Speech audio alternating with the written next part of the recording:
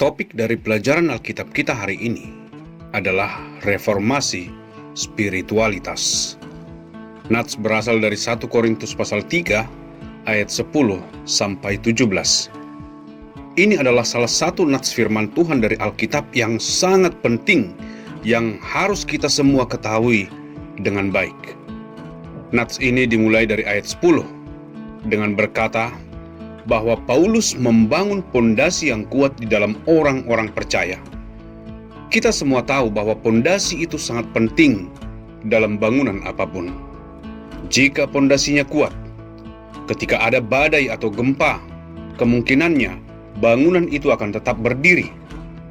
Namun demikian jika pondasinya tidak kuat, cepat atau lambat, ada badai atau tidak ada badai, ataupun gempa, bangunan itu akan perlahan-lahan miring, retak, dan suatu hari akan roboh.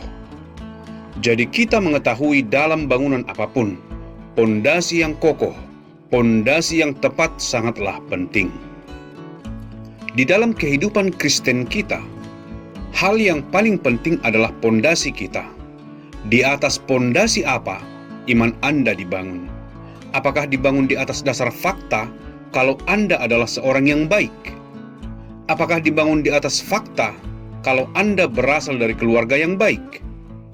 Apakah dibangun di atas fakta kalau ayah atau ibu Anda adalah seorang pendeta atau orang yang saleh? Apakah dibangun di atas fakta kalau Anda pergi ke gereja dan mengikuti kelas katekisasi? Jika pondasi Anda adalah semua ini, mengenai diri Anda, mengenai keluarga Anda, mengenai gereja Anda, maka saya khawatir kalau pondasi Anda tidak dapat bertahan selama-lamanya. Rasul Paulus menekankan bahwa dia sudah meletakkan dasar yang kokoh. Pondasi yang dapat bertahan selamanya adalah pondasi yang dibangun di dalam Tuhan. Pondasi yang dibangun di atas janji Tuhan yang akan mengutus seorang juru selamat. Pondasi yang dibangun di atas Anak Allah, Sang Juru Selamat, yang naik ke kayu salib dan memikul semua dosa-dosa kita dan membayar hukuman atas semua dosa-dosa kita, mencurahkan darahnya untuk semua dosa-dosa kita dan mati untuk semua dosa-dosa kita. Pondasi kita harus dibangun hanya di atas Anak Allah yang telah dijanjikan oleh Allah, dan pondasi kita harus dibangun hanya di atas apa yang dilakukan oleh Anak Allah bagi kita di atas kayu salib dengan membayar semua dosa-dosa kita. Tahukah Anda, kita sangat diberkati untuk beriman bukan hanya kepada beberapa utusan, beberapa nabi, beberapa kitab suci, beberapa gereja yang besar, beberapa pendeta besar. Tidak. Pondasi kita dibangun di atas dasar Tuhan sendiri, Anak Allah, Yesus Kristus, yang di atas kayu salib melakukan karya yang sempurna. Dan dia berkata setelah dia selesai membayar semua dosa-dosa kita, dia berkata, sudah selesai. Saya ingin Anda semua memberi tanda di Alkitab Anda di dalam Yohanes pasal 19 ayat 30. Dalam bahasa Indonesia 2 kata. Saya ingin Anda menulis di atas kedua kata tersebut, sudah selesai. Saya ingin Anda menulis lunas, yang artinya adalah semua dosa-dosa kita sudah dibayar sepenuhnya oleh Yesus Kristus di atas kayu salib. Wow, tidak ada manusia di bumi ini yang dapat berkata, jika dia tidak memiliki Yesus Kristus, kalau dia sudah membayar semua dosa-dosanya. Tidak ada agama, tidak ada air dari sungai suci manapun yang dapat membasuh dosa-dosa Anda. Tetapi Yesus di atas kayu salib berkata, sudah selesai. Bukan hanya dosa kita dibasuh, tetapi lunas. Lunas artinya sudah dibayar penuh. Artinya, apakah itu dosa yang kita perbuat di masa yang lalu? Ataukah dosa yang masih kita lakukan sekarang? Atau dosa yang akan kita lakukan di masa yang akan datang? Setiap dosa tersebut sudah dibayar lunas oleh Yesus Kristus. Inilah yang saya sebut pondasi yang kokoh.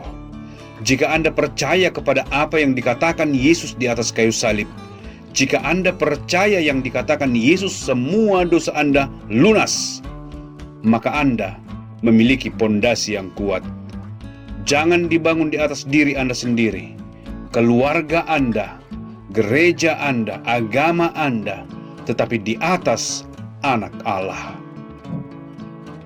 Banyak orang yang pastinya akan mulai berkata, bagaimana mungkin Anda mengajar doktrin seperti ini? Jika Anda menerima Yesus sebagai juru selamat Anda memiliki pondasi yang kokoh. Bagaimana jika setelah menerima Yesus, Anda pergi dan berdosa lebih banyak lagi karena Anda sudah tahu kalau Anda sudah memiliki tiket ke surga? Banyak orang yang akan memunculkan argumentasi seperti ini karena mereka tidak terus membaca nats ini sampai ayat 16. Di dalam 1 Korintus pasal 3 ayat 16 dikatakan, tidak tahukah kamu bahwa tubuhmu adalah bait Roh Kudus? Kata lainnya, jika Anda sudah memiliki pondasi, Anda percaya bahwa Yesus telah mati untuk semua dosa-dosa Anda, bahwa Dia adalah pondasi Anda.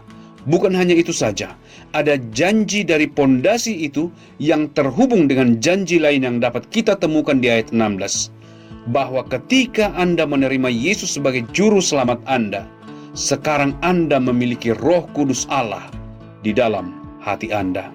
Dan sekarang, Roh Kudus Allah yang ada di dalam Anda akan memberikan kepada Anda karakter yang baru seperti Yesus.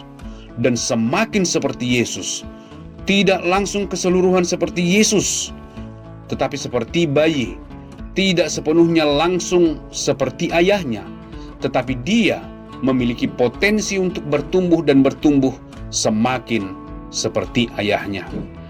Anda juga akan memiliki karakter Yesus, karena Roh Kudus yang sama seperti Yesus ada di dalam Anda, sehingga Anda memiliki karakter ini, yaitu mau menjadi kudus.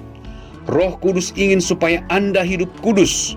Jadi orang ini yang berkata, jika Anda sudah menerima Yesus sebagai juru selamat Anda, dan kemudian setelah itu Anda pergi dan dengan sengaja berbuat dosa dan menikmati semua dosa, mungkin mereka tidak pernah membaca ayat 16.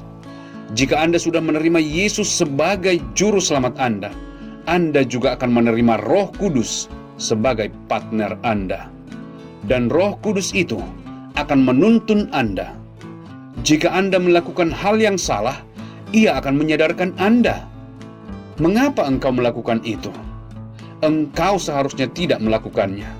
Jika Anda melakukan hal yang baik, Roh Kudus akan mendorong Anda. Bagus, teruskanlah melakukan hal itu. Jikalau Anda tidak yakin apa yang harus dilakukan, Roh Kudus akan menuntun Anda dan menunjukkan kepada Anda apa yang baik.